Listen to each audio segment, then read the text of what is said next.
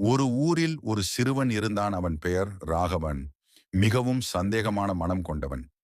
ஒரு நாள் அவர் குருவிடம் கேட்டான், ஐயா, கடவுள் இருக்கிறார் என்று நீங்கள் சொல்கிறீர்கள். ஆனால் அவர் எங்கே இருக்கிறார்? நான் அவரை பார்த்ததே இல்லை. குரு சிரித்தார். அவர் சிறுவனை அழைத்து ஒரு கிணற்றின் அருகே கூட்டிச் சென்றார். இங்கே பார், இந்த கிணற்றில் நீ என்ன பார்க்கிறாய் என்றார் குரு.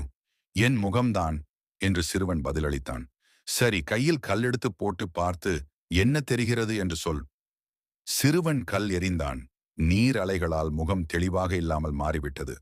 அப்போது குரு சொன்னார், அதுபோலத்தான் மகனே, நம்முடைய மனம் அமைதியாக இருந்தால் அதில் கடவுளின் உருவம் தெளிவாக தெரியும்.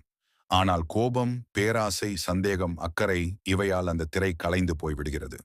கடவுள் எங்கே இருக்கிறார் என்றால் உன்னுடைய அமைதியான மனதில்தான் இருக்கிறார். சிறுவன் குருவின் கால்களை தொட்டு தன் மனதை அமைதிப்படுத்தத் தொடங்கினான்.